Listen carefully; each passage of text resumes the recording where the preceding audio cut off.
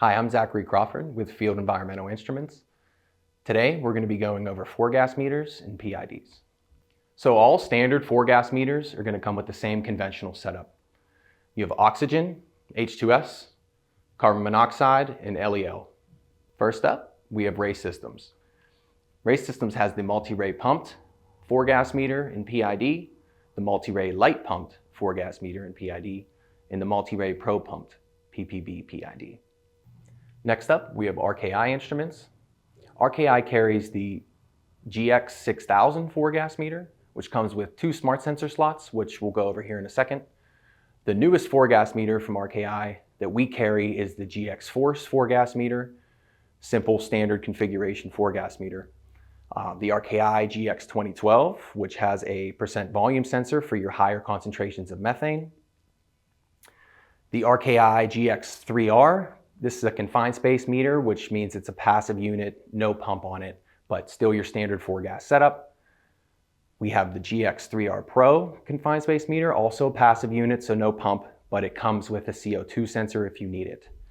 And then last but not least is the RKI GX2009 confined space, also a passive standard configuration setup for 4-gas.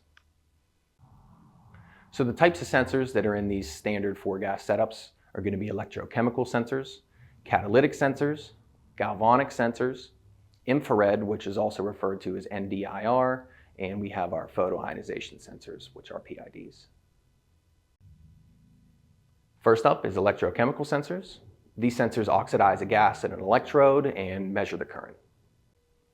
Next, we have catalytic sensors.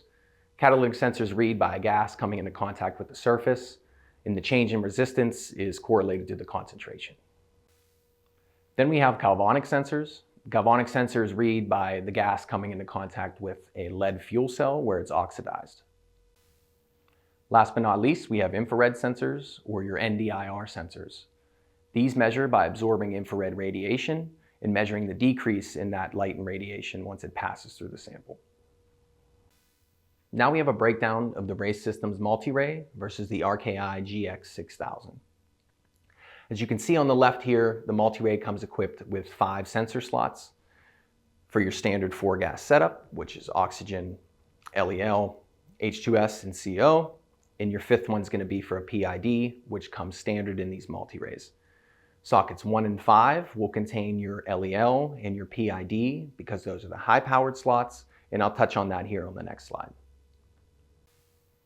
So everything highlighted in blue here comes standard in your multi-ray.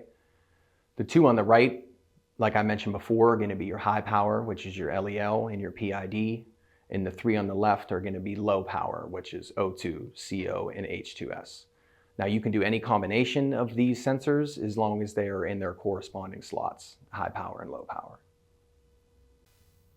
Now for the RKI GX6000, as you can see on the right here, comes equipped with your standard 4-gas slots, which is your LEL, CO, H2S, and O2, and it also has 2 smart sensor slots, which can fit any range of sensors. So everything highlighted in blue comes standard in your RKI GX6000, and our smart sensors are listed here as well. So when it comes to caring for your sensor, there's a few things to keep in mind. So the first up, we have a warming station or a sensor bank. Pictured here is a Ray Systems warming station. This takes a battery and runs a current through your sensors just to make sure that they're fresh and ready to go whenever you need them. Next up is cross sensitivity. The chart on the right shows the cross sensitivity for an H2S sensor from Ray Systems multi-ray. Last but not least, sensor poisoning. So the most serious poisonings are going to be your silicone compounds, which are silanes, silicones, and silicates, adhesives and sealers and such. Now let's take a more detailed look at some PIDs. So a PID works by UV light ionizing your gas or your sample and then displaying that on the meter as you're reading. So PIDs will read any organic compounds or compounds with carbon atoms in them, aromatics or benzene ring compounds, amines, amides, and also some alcohols. They also can read some inorganic compounds, which would be ammonia, H2S, bromine, iodine, nitric oxide. So PIDs vary on what range they can read. The Tiger LT can read 0 to 5,000 ppm. The RKI 6,000 PID only can read 0 to 6,000 ppm. And the Mini Ray 3000 can read 0 to 15,000 ppm. We also carry PPB rays, which read in ppb instead of ppm like normal PIDs do. There are also benzene-specific PIDs, which do exactly what the name implies. They read total VOCs without a benzene tube, but with that benzene tube inserted, they become benzene-specific. Pictured are some benzene separation tubes. These work by cracking both ends. Your sample passes through them, and these tubes will pull out anything except for benzene, making your unit benzene-specific. So some lamps we have in our PIDs are 9.8, 10.6, and 11.7.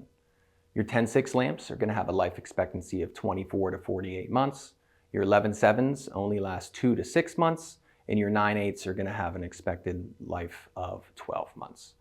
So each gas reads or ionizes at different levels of energy, as you can see in the chart below.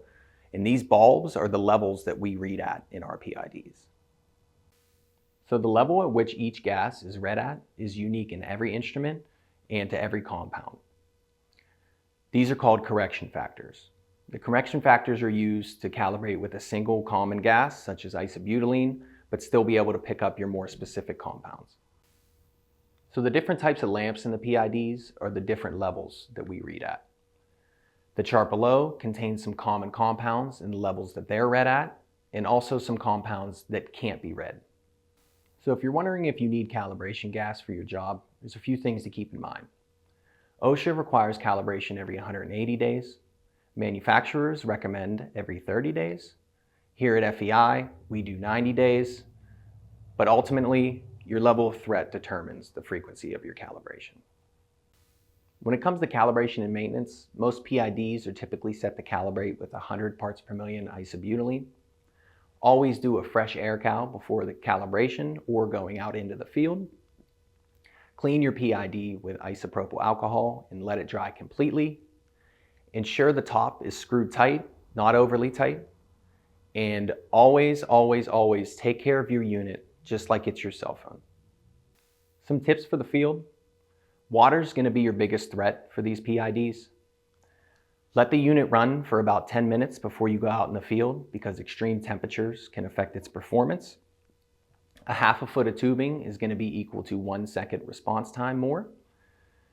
Zero calibration needs to occur in clean air, and try not to get any VOCs on your VOC meter.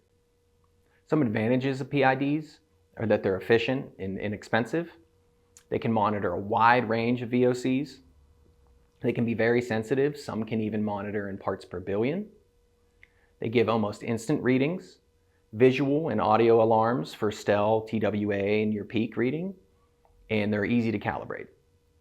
Some disadvantages: they don't measure all the gases. They can lose their accuracy when you get contaminants and dust and dirt inside of them, and humidity can obscure the lens. So what should you use?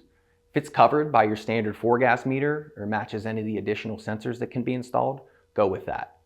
PIDs are still total VOC meters. For example, PIDs can detect hydrogen sulfide or H2S, but specific H2S sensors are readily available in your standard 4-gas meter, so that would be the way to go. The PID is the first responder in leak detection. It will tell you how many volatile organic compounds or VOCs are present in total, but not how much of each one. So another example, in a chemical plant where propylene and acetone are present, leaks from either will be detected by the PID detector. In both cases, the PID will report ppm level for leak detection. The PID can't determine, however, what the leak is, whether it's acetone or propylene. So to sum this all up, we went over our 4-gas meters, the types we carry, the types of sensors that they take, and the options you have and the ways of additional sensors. Went over PIDs, how they work, the types we carry, and what they can be used for. We also went over how to determine what's best for your job. And last thing I'll leave you with is PIDs are not specific to one gas, but respond to many. If a specific gas detector is available for your target gas, then that would be the more appropriate choice.